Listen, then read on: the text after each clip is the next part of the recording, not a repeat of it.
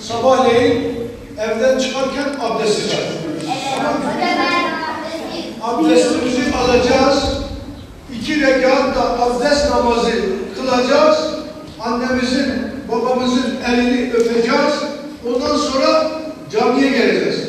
Bak, bu dinimi öğreniyorum mu güzel bir şekilde sayfa sayfa okumaya çalışın.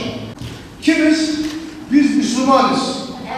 Biz Hz. Muhammed Mustafa Aleyhisselatü Vesselam Efendimizin ümmetindeniz.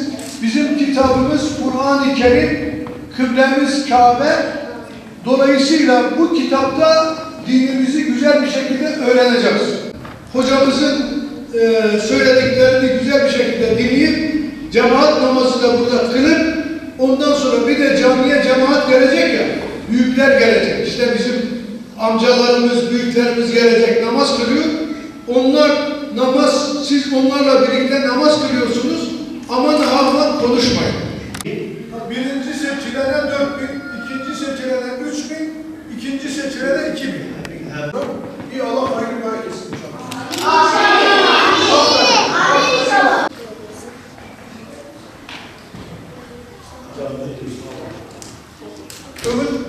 Tam öğrenecek çağda her gün sabahleyin evden çıkarken abdest alıp o şekilde geleceksiniz.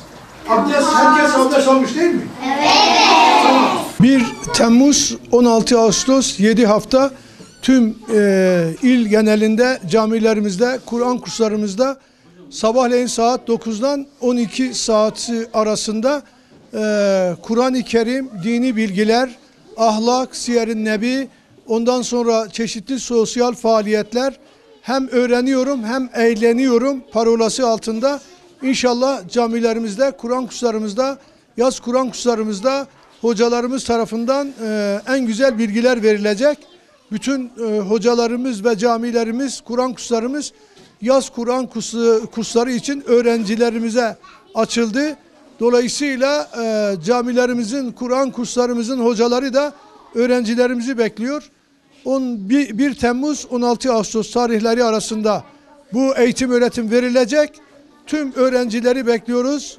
Veliler de gelsinler, öğrencilerini görsünler, hocalarımızla tanışsınlar. Bugünün küçüğü, yarının büyüğü. İnşallah vatana, millete, memlekete, devlete hayırlı evlatlar yetişecek.